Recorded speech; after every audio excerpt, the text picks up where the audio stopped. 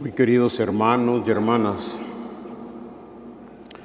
Israel ha celebrado en el Sinaí una alianza con su Dios y ahí mismo ha descubierto que el hombre puede establecer un diálogo, una amistad y una colaboración con Yahvé su Dios para realizar el proyecto común, el proyecto de Dios y el proyecto que debe ser nuestro.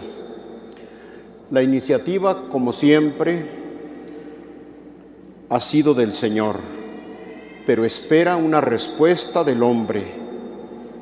Israel concretiza esta respuesta con el Código de la Alianza, del cual hoy hemos escuchado algunos párrafos que enuncian una serie de preceptos éticos sociales en relación a las tres clases de ciudadanos privilegiados por Dios, ya que los forasteros, los huérfanos y las viudas y los indigentes no tenían ni defensor ni protector en aquella sociedad. Dios mismo se constituye como tal en la tierra de Israel. Por esto, el pueblo escogido debe cuidar de ellos con delicadeza y amor.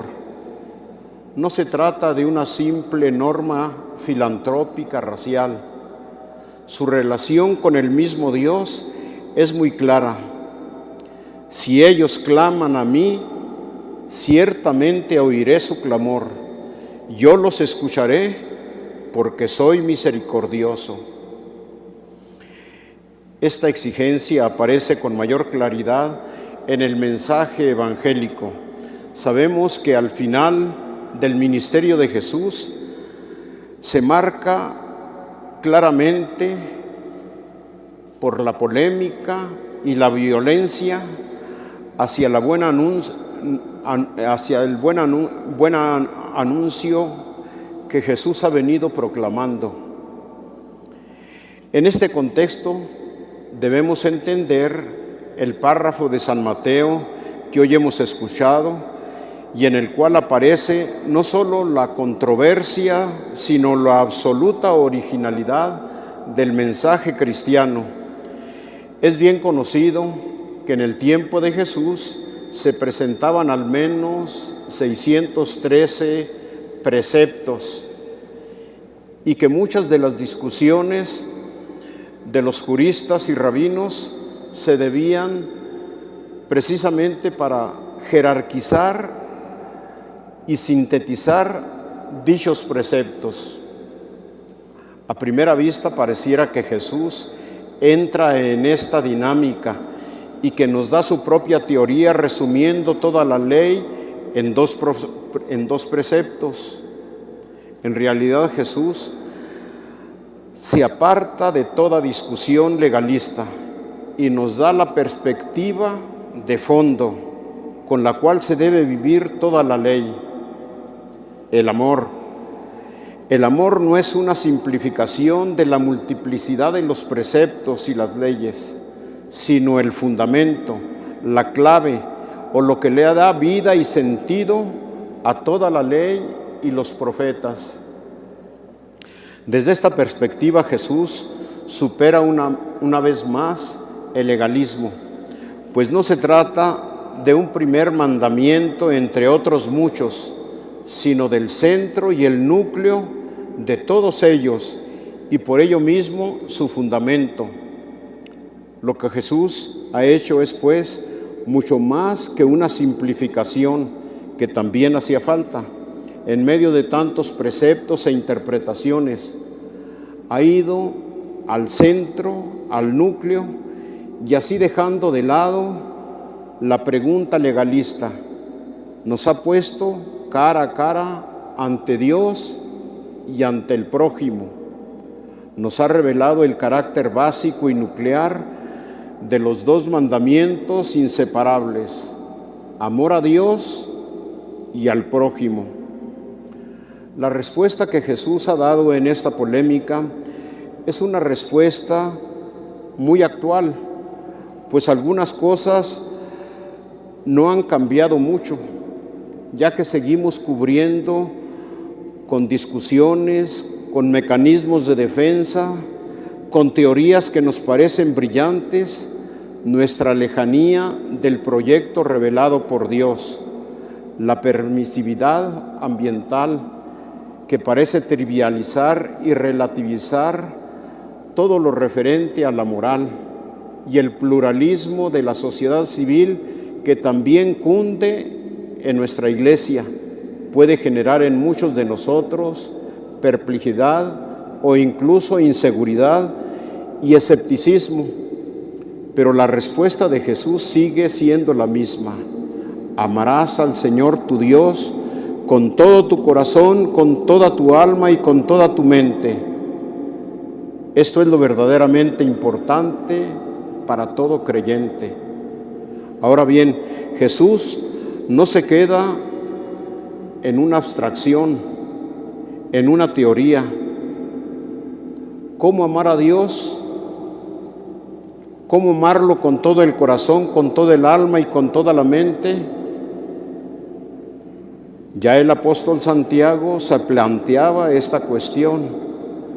¿Cómo vamos a decir que amamos a Dios a quien no vemos, si no amamos al prójimo a quien sí vemos?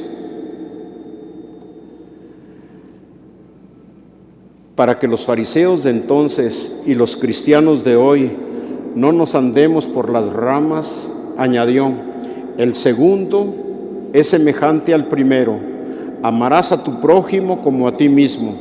Así la tentación de pretender amar a Dios ya no puede convertirse en un autoengaño o en una vana credulidad.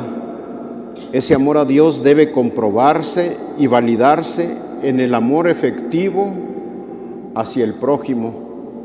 En estas pocas palabras, Jesús ha concretado la medida sin medida del amor. Hay que amar con todo el corazón, con todo el alma y con toda la mente. Hay que poner todas las fuerzas en amar, y la medida es amar al prójimo como a nosotros mismos. En otra ocasión, Jesús nos pondrá un ideal aún más alto: amar a nuestros prójimos como Él nos ha amado, como Dios nos ha amado. Tenemos que partir del propio amor, aunque sea solo para valorar lo que hemos recibido y lo que somos capaces de dar.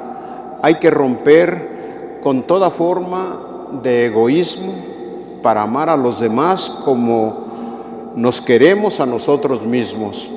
Esta es la verdadera sabiduría de la igualdad.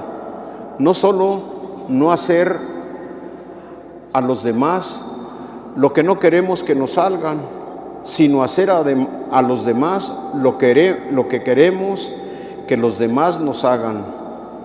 La tragedia de nuestro tiempo es que cada día se multiplican más y más las personas que no se aman, que no se quieren, que se autodestruyen. Quizá procedan así porque nunca se han sentido amadas. Los cristianos estamos llamados a romper ese círculo infernal. No lejos de mi pueblo hay otro pueblo más grande, Presidios. Hace años les contaba esta experiencia de mi primera infancia.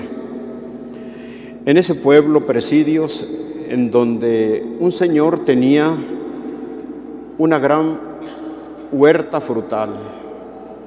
Bueno, así nos parecía a los niños. De niños cada año visitábamos dicha huerta, en donde había una sola regla: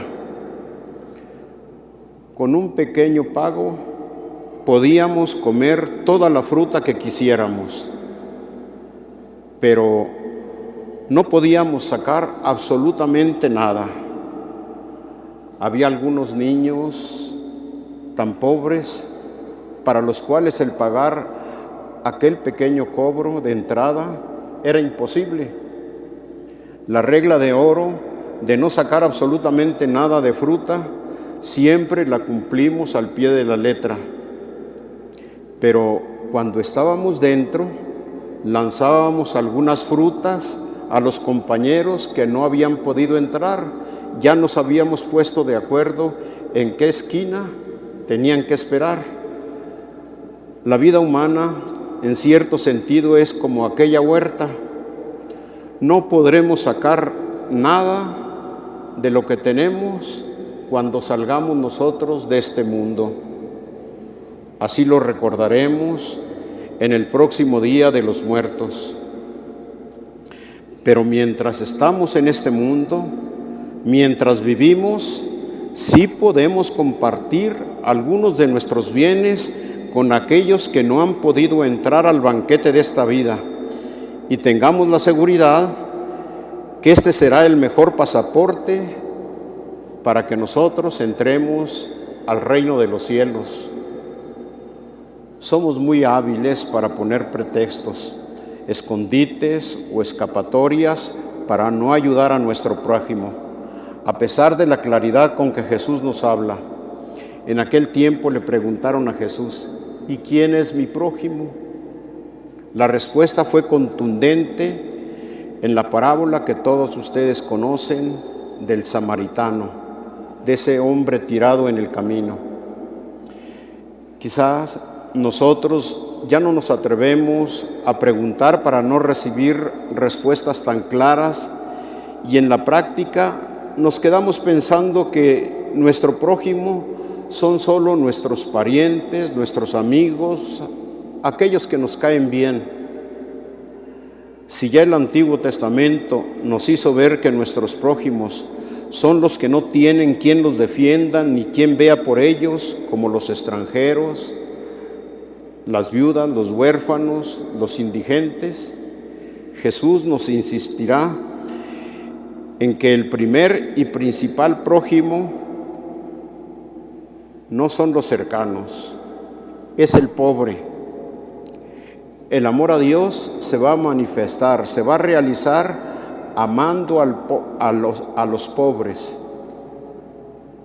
Sin este amor al pobre, nuestras oraciones y nuestras liturgias, nuestros estudios y predicaciones, nuestros cánticos de alabanza quedarían vacíos y sin sentido, ya que la gloria de Dios es que el hombre viva y viva en plenitud.